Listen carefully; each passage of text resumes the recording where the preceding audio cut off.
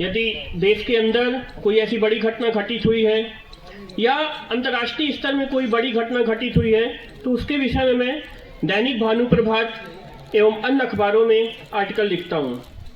कुछ दिनों पूर्व मैंने व्यक्ति विशेष सीरीज लिखना प्रारंभ किया था, जिसमें जवाहरलाल नेहरू, महात्मा गांधी से लेकर वर्तमान में डॉक्टर मनमोहन सिंह और प्रधानमंत्री नरेंद्र मोदी जी के बारे में भी मैंने लिखा था। अपना जो होनी चाहिए, मूल हमारी जो सोच होनी चाहिए, वो समाज के आखिरी छोर में खड़े हुए व्यक्ति के पास तक हमारी उनकी आवाज को हम यदि शासन प्रशासन तक पहुंचाते हैं तो सही आदर्शों में नाना जी के लिए वह सच्ची श्रद्धांजलि होगी। धन्यवाद। जय हिंद।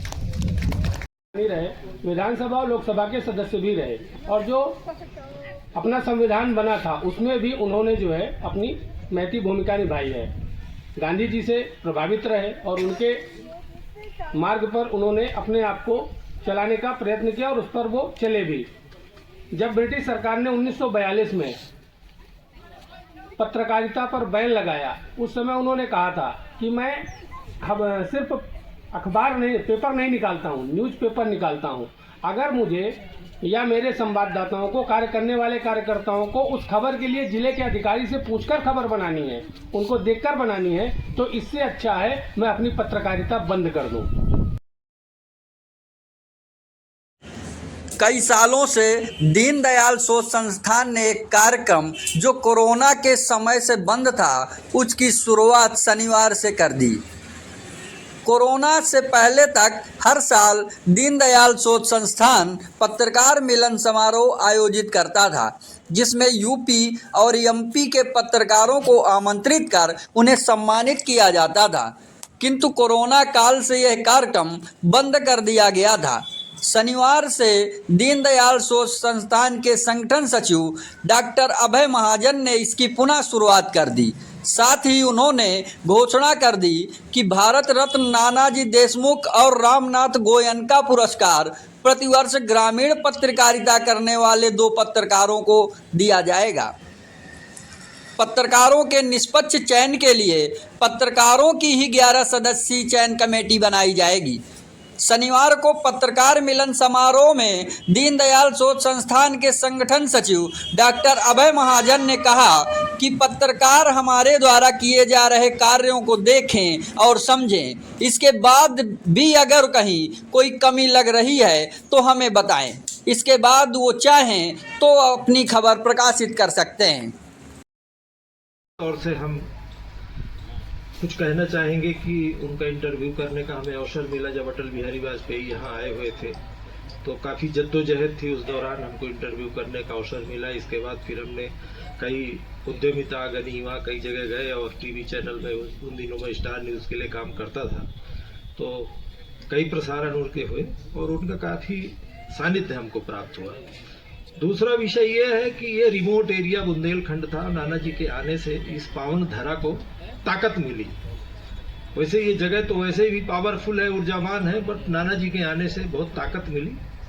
और नाना जी के आने के बाद यहाँ तमाम महान महान लोग आए और चित्रकूट का डेवलपमेंट हुआ, विकास हुआ। और जो स्वावलंबन की उनकी परिकल्पना थी नाना जी की, वो मुझे लगता है कि भारत सरकार की जो योजनाएं चल रही हैं दिनों, उन्हीं की परिकल्पना के आधार पर स्वावलंबन का काम किया जा रहा है। और खासतौर से आयोजक लोगों को बहुत बहुत धन्यवाद, शुक्रिया। प्रियांशु चतुर्वेदी, मेरा वेबसाइट है भारत विमर्श करके, उसका मैं प्रधान संपादक हूँ। भैया का आदेश हुआ कि कुछ बोलिए, अब आप लोग के सामने भैया के सामने क्या बोला जाए कि जो प्रोग्राम कराने की बात की है भैया ने, एक बड़े स्तर पे हो, हम सबके सहयोग से हो, तो जो मार्गदर्शन आप सबका मिलेगा, सभी पत्रकार भाइयों बंधुओं का और अभय भैया का हमारे, तो उसमें हम सब मिलके करेंगे ताकि और ग्रामीण स्तर से जो पत्रकार संवाददाता होते हैं, जैसे भैया ने भी पूर्व में कहा, उनको भी हम साथ में लेके एक बड़ा आयोजन किया जा सकता है चित्रकूट में। तो मैं तो यही कहूँगा अभय भैया से कि जल्दी से जल्दी इस प्रोग्राम की नींव रखी जाए, एक बड़ा आयोजन किया जाए चित्रकूट में। धन्यवाद आपको। मैं आशीष कुमार मिश्रा, करवी से। सर्वप्रथम, चूँकि मैं लगभग आप सभी से छोटा हूँ, तो आप सभी को इस मंच से प्रणाम करता हूँ। मैं नमन करता हूं राष्ट्र ऋषि नानाजी देशमुख को। चूंकि मैं राष्ट्रीय और अंतर्राष्ट्रीय मामलों में आर्टिकल्स लिखता हूं विभिन्न मुद्दों पे, यदि देश के अंदर कोई ऐसी बड़ी घटना घटित हुई है या अंतर्राष्ट्रीय स्तर में कोई बड़ी घटना घटित हुई है तो उसके विषय में मैं दैनिक भानु प्रभात एवं अन्य अखबारों में आर्टिकल लिखता हूं। कुछ दिनों पूर्व मैंने व्यक्ति विशेष सीरीज लिखना प्रारंभ किया था, जिसमें जवाहरलाल नेहरू, महात्मा गांधी से लेकर वर्तमान में डॉक्टर मनमोहन सिंह और प्रधानमंत्री नरेंद्र मोदी जी के बारे में भी मैंने लिखा था। 2019 में जब भूपेन हजारिका, प्रणब मुखर्जी के साथ राष्ट्र ऋषि नानाजी देशमुख जी को भारत रत्न पुरस्कार मिला था, उस समय मैंने एक आर्टिकल राष्ट्र ऋषि नानाजी देशमुख के ऊपर भी लिखा था। अब चूंकि आज बात हो रही है रामनाथ गोयनका जी की, तो आज मुझे यह प्रेरणा मिली है। अभी तक तो मुझे इनके बारे में ज़्यादा जानकारी नहीं थी, लेकिन आज इस मंच से, इस स्थान से मुझे गोयनका जी के बारे में जानकारी प्राप्त हुई है। तो मैं राष्ट्र ऋषि नानाजी देशमुख के साथ गोयनका जी को सम्मिलित करते हुए एक आर्टिकल लिखने की कोशिश करूंगा और आप सभी के समक्ष प्रस्तुत करने की कोशिश करूंगा। धन्यवाद।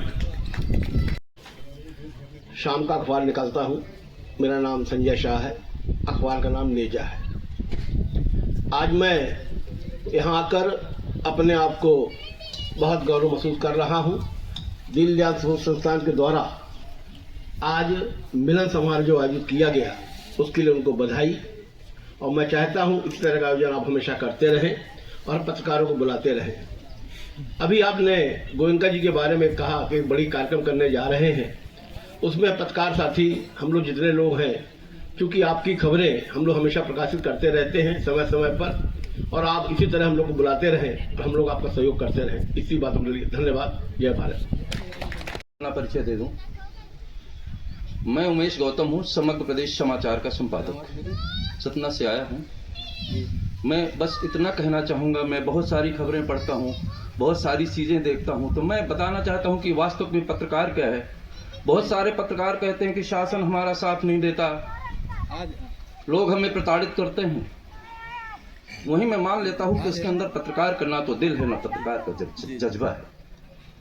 चाहे वो फ्रांस की क्रांति रही हो, चाहे रूस की क्रांति रही हो, चाहे भारत की क्रांति रही हो, पत्रकारों का एक अपना अलग वर्चस्व था। दुनिया में सारी चीजें जो आपको आसपास, आगे पीछे, ऊपर नीचे जो भी दिखता है, वो सब कलम से है। अगर कलम नहीं होता तो इतिहास नहीं होता, वर्तमान नहीं होता, समाज नहीं होता, देश नहीं होता, राम की चर्चा भी नहीं होती अगर कलम नहीं होती। तो हमें तो वो ताकत प्राप्त है जिसके ताकत के बल पर ही ब्रह्मांड लिखा गया, शास्त्र लिखे गए, धर्म लिखे गए और लोगों की ताकत और वीरता के साहस के कदम लिखे गए। दोस्तों, जो भी पत्रकार ये बोलता है कि वो मुझे धमकाता है, मुझे डराता है, तो वो पत्रकार नहीं, वो जीविका चला रहा है। पत्रकारिता एक मिशन है, समाज और राष्ट्र के निर्माण के लिए एक कुर्बानी है।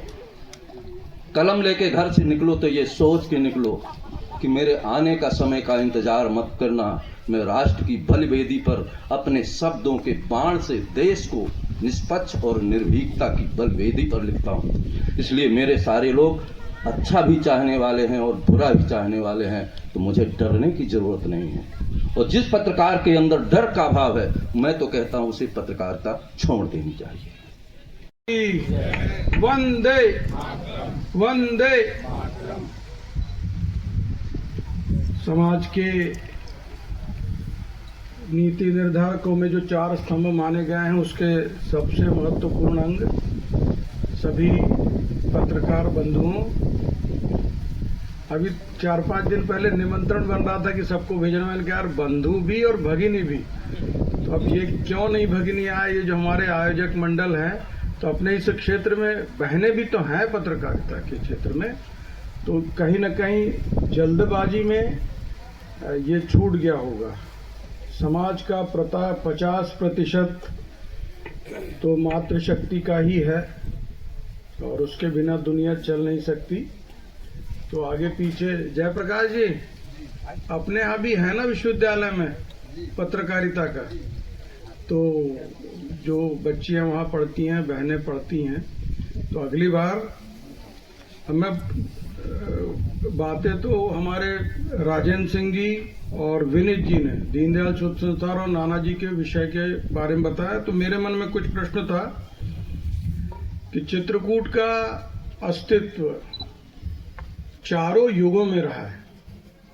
सतयुग में भी रहा, त्रेता में तो हम सब जानते ही हैं, मर्यादा पुरुषोत्तम राम, और फिर अब एक जानकारी लगी आप सब लोगों के माध्यम से ही कि द्वापर में कृष्ण जब मथुरा वृंदावन से सांदीपनि आश्रम उज्जैन पढ़ने गए तो चित्रकूट रुके थे। वो उसके ऊपर कुछ रिसर्च की जरूरत है, कुछ लोग कर रहे हैं। अब इस वर्तमान कलयुग में तो हम सब लोग हैं ही, तो चित्रकूट के बारे में ये 50 किलोमीटर की परिधि और काम, मेरा एक बार बिल्कुल करबद्ध निवेदन है कि नाना जी को हम लोग जानते हैं, लेकिन नाना जी ने जो एक मॉडल डेवलप किया है समग्र ग्राम विकास का, तो एक दिन का समय आप जब भी निकालेंगे, हम सब लोगों के नंबर हैं, नहीं है तो नंबर भी नोट कर लेंगे, तो जो गांव में अपने समाज शिल्पी दंपत्ति, नाना जी का बहुत ही अभिनव प्रयोग था। अटल जी आए, कलाम साहब आए, तो इस समाज शिल्पी दंपत्ति योजना से बड़े अभिभूत थे।